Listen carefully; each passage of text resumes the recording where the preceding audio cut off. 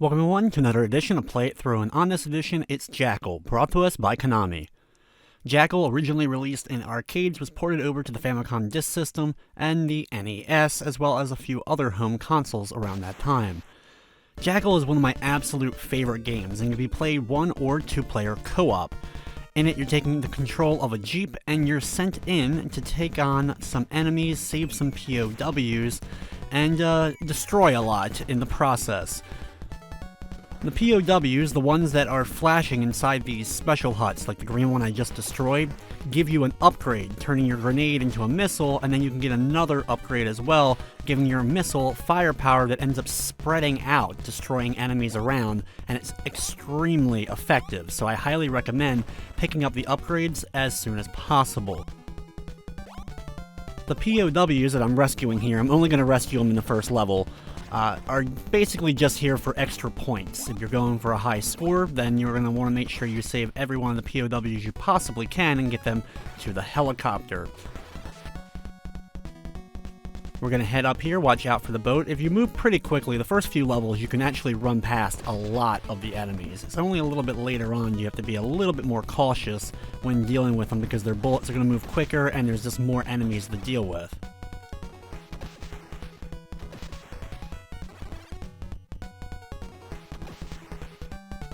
Here, destroy a couple of these turrets, and you can stop by the helicopter if you picked up any of the POWs to drop them off. I love doing this with the other turret on the other side, just firing through them. It doesn't destroy the helicopter. They're perfectly safe. As long as they were in your Jeep at one point, they're just invulnerable at that point. Right after that, though, watch out for these soldiers before we get to the first boss encounter, which is against a series of tanks. These tanks each will take 2 shots to destroy.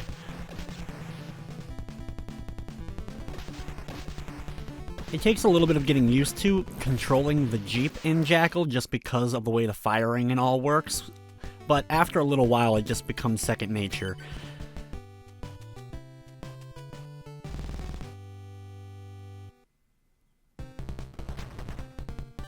Level number 2 begins, and you can get another upgrade right at the start. Since I already have my full upgrades, it doesn't upgrade me anymore, but it's always nice to have those locations known.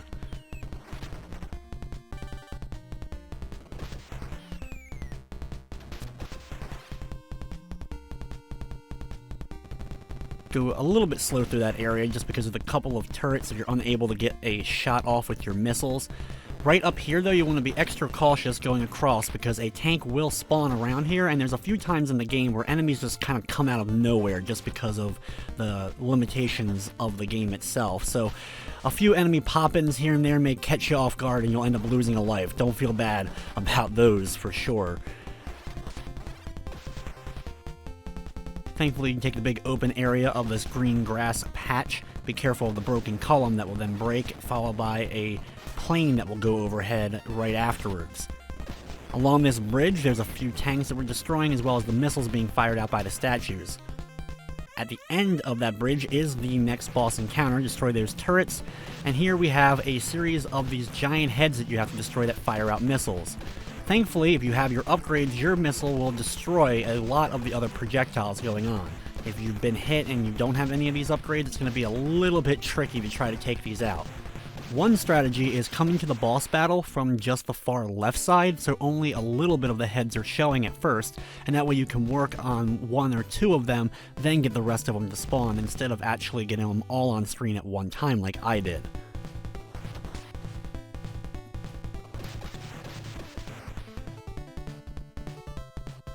Level number 3 begins with a parking lot. You can see there's some parked vehicles that aren't any threat to us. You can destroy them if you want, but they don't do anything. There's also some still tanks a little bit later on in the game. They're just kind of stationary, hanging out. Take the left or right bridge here. You can move quickly across. There is a ship firing at you from the left side. You can just kind of get past it with the movement speed that you have going with your Jeep. Now here with these lasers, because they're not all on screen, it's just kind of flashing the ones so you have a brief time to get past. Before I go past this first laser though, I bait that tank into appearing, destroying that tank.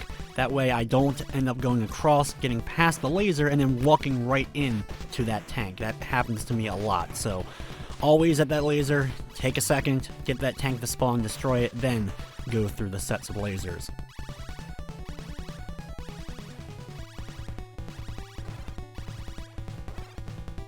Thankfully, a lot of the ground soldiers, since you can run over them, aren't too much of a threat. They flash for a second or two before they end up firing, so you know when they're about to actually unleash at you. Sometimes, though, they're already flashing or about to fire as soon as they come on screen, so a few of them can end up still getting you. This battle is one of my least favorites. This ship has a lot of these turrets that we have to destroy, and there's just a lot of firepower going on. As soon as any other enemies, the tanks, end up appearing, I usually focus right on them just because they're going to be a nuisance, more so than the other turrets firing out. The turrets all fire out in the same directions with each one of their shots coming out at you, so you kind of know where you can be, where some safe areas are, or at least be able to maneuver around. It's still a difficult fight for sure, especially if you don't have any upgrades going in. Once the final one of the turrets is destroyed on the ship, you've completed the boss fight, and we're moving on to the next level. The next stage is a nasty swamp area. In the water itself, you'll notice some missiles that will pop out.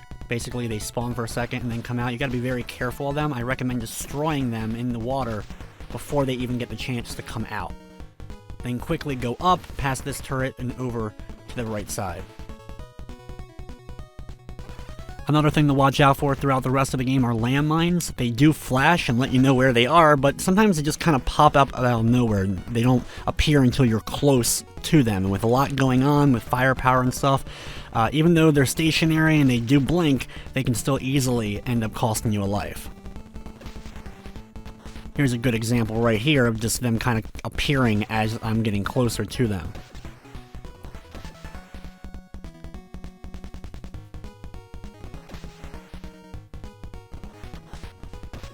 Be careful of the turrets laying this area out. Then get past, and there's a couple of tanks that will attack you as you reach the next boss encounter, which is a giant helicopter. For this fight, I like to move in kind of a semi-circle around it, basically working in a half circle around the bottom part of the helicopter. This way I can get around a lot of the firepower while also being able to do quick turns and firing at the copter itself. It's not a fail-proof way to get rid of the copter, but it usually ends up working well for me. And another boss taken care of, and we're moving on to the next stage. Just 2 more levels left to go.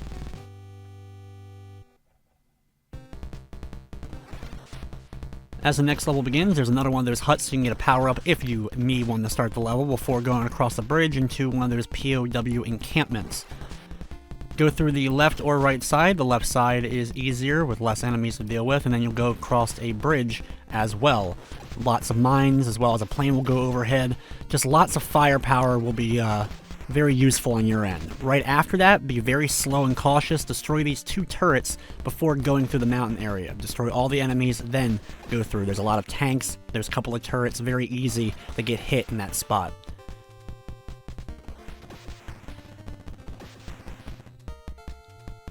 Thankfully, nothing spawns right along that mountain path. Destroy a couple of turrets before going into another little POW encampment. Right after that, there's a landmine and then another bridge. Just kind of keep firing if possible. You'll destroy at least most of the tanks and such as you go across. If you have POW, you can go to the helicopter if you like, but I'm going to take the easier, safer path and go around the left side, going past these turrets and making it to the boss encounter. Now this boss is tricky. You have to destroy the garages that keep opening up and firing out tanks at you. Destroy the turrets if you like, just to make things easier, and then you want to be at a safe distance and fire straight at the garages. You need to hit them in the correct spot in order to actually do damage. Unfortunately, I was a little bit too far off on my first attempt, so that's why I ended up missing. But if you're too close, as soon as a tank does spawn, it will usually fire out a bullet. And because of that, if you're too close, that bullet will usually end up hitting you. So you gotta make sure you're just at the right distance to be able to destroy the garage, but also dodge the tank if it does end up spawning and firing. Once they're done, the force field will go down around the barrier. Destroy that then, and go through. Well, just destroy it, and you've completed the boss. I always like to go through just for added emphasis. It's time for the final level of the game. As soon as we start off, I'm going to quickly go to the left and around just because those invincibility frames are very useful to get around the first couple of enemies and set me off on a nice pace for the level. Now on this right side here, we're actually going to want to go to the left, but I just took the conveyor belt upwards. It's a little safer, I think, going up that way. Right past that, there's a helicopter if you want to save some POWs from that previous encampment we just were at. But I'm going to go along the back of these planes. It's just a nice, safe, easy way to get up into the next area.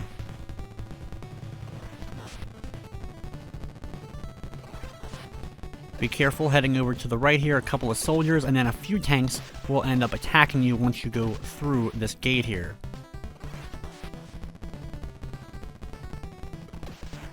Here's a bunch of tanks. That item right there, the one that's flashing, that's a star, if you grab that, it destroys all enemies on screen. They don't appear often, and you have to kind of find them. They're hidden, but there is a few of them in the game that can help you out if you know their location. That one, though, is in a spot where I usually end up destroying most of the enemies before I end up getting it to appear. For this last little bit here on this conveyor belt, destroy the turrets on both sides before attempting to cross on the conveyor belt itself. Just kind of inch up one by one, destroying them until they're all gone, and you can finally make it safely across.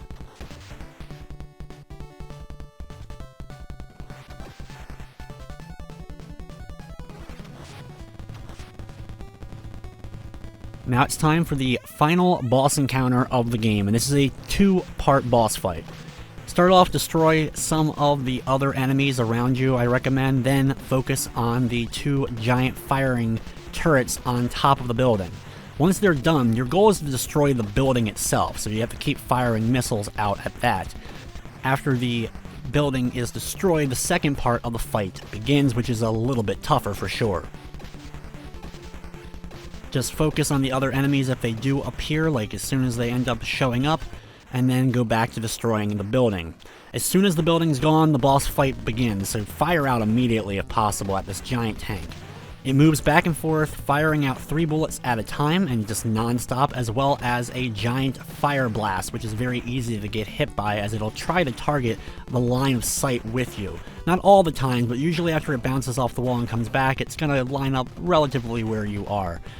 A lot of times I like to hang out on the left side here, do a little bit of circling as far as getting around some of the bullets and then going back up when I can to fire at the tank. It's just a lot of luck and a lot of dodging. The fire patterns are pretty easy to at least know how they're coming at you, but being able to stay a distance enough away and get up and close enough to fire out at the boss can be very difficult.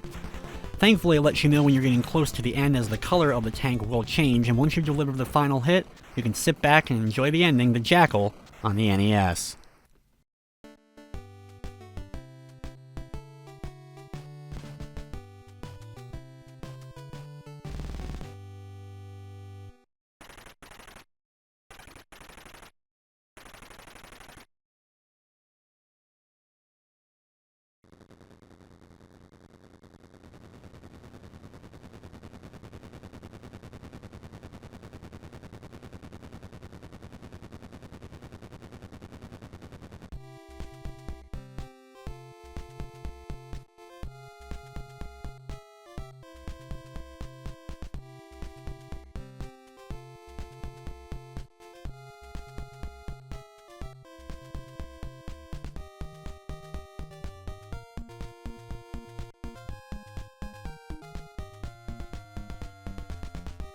So there you have it, Jackal on the NES, one of my favorite NES games. It's been a long time coming to do a video for it. I have a lot of fond memories with it, and I think a lot of people out there as well that ever got a chance to play Jackal usually remember it fondly. Just a lot of fun, a lot of good action, and some great music as well that went with the game.